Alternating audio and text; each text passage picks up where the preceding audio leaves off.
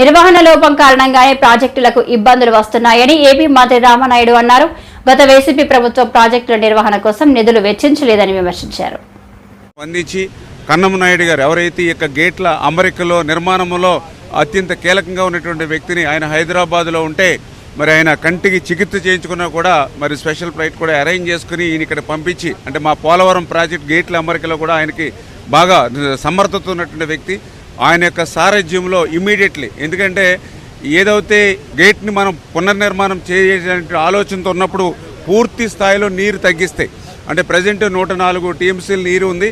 మరి కొత్త గేట్ని మళ్ళీ ఆ స్టాప్ లాక్ గేట్ని మనం ఏర్పాటు చేసుకుంటే మొత్తం నీటిని తగ్గిస్తే అది 40 టీఎంసీలకి పడిపోతే దగ్గర 60 టీఎంసీల నీరు వృధాగా పోయేటువంటి పరిస్థితి ఉంటుంది. అట్లా కాకుండా అంత స్థాయిలో నీటిని తగ్గించకుండా మనం ఈ యొక్క స్టాప్ బ్లాక్ గేట్ని ఏర్పాటు చేసుకునేటువంటి అవకాశాలని పరిశీలించమని చెప్పేసి మేము కూడా నిపుణులు కూడా కోరడం జరుగుతోంది. ఒకసారి రివ్యూ కూడా అధికారులతో కూడా రివ్యూ చేసి దీనికి కర్ణాటక ప్రభుత్వానికి సంబంధించి కానీ సిడబ్ల్యూసీ కానీ మా ఆంధ్రప్రదేశ్ రాష్ట్ర ప్రభుత్వం నుంచి కూడా ఏదైతే డిజైనింగ్ సంబంధించినటువంటి సిఈల్ని ఎస్సీల్ని అందరినీ కూడా ఒక బృందాన్ని కూడా ఇక్కడ మేము పంపించడం జరిగింది.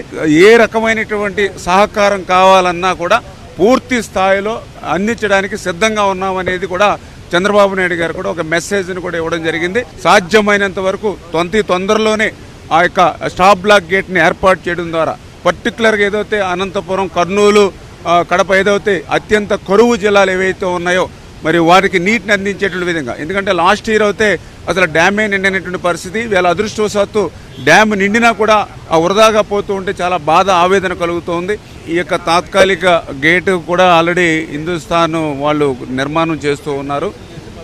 ఏదైతే ఇక 60x20 ఇది చాలా భారీ సైజు గేటు కావడం వల్ల ఆ లెవెల్లో మనం దాన్ని మళ్ళీ పునర్నిర్మాణం చేయడం సాధ్యం కాదనే ఆలోచనతో 60x4 చొప్పున, అంటే 5 గేట్ల చొప్పున తయారు చేసి 1/1, అంటే ప్రజెంట్ ఇమీడియట్లీ కనీసం 2-3 గేట్స్నైనా 60x4 చొప్పున ఏర్పాటు చేసుకుని కొంత నీటిని నిల్వ చేసుకుంటూ మళ్ళీ మిగిలిన 2, అంటే ఏదేమైనా కూడా వాళ్ళు ప్రాథమికంగా చెప్పేది అట్లీస్ట్ ఒక 2 డేస్లో మనం కనుక 60x4 2-3 గేట్లైనా అరేంజ్ చేసుకుని మళ్ళీ మిగిలిన బ్యాలెన్స్ వర్క్ కూడా కంప్లీట్ చేసుకోవాలనే ఆలోచన. మేము కూడా వాళ్ళకి ఆదేశాలు ఏంటంటే ఎంతో తొందరగా మనది కంప్లీట్ చేస్తే కొంతమేర నిల్వ ఉన్నటువంటి నీటిని నిలుపుదల చేసుకోవచ్చు.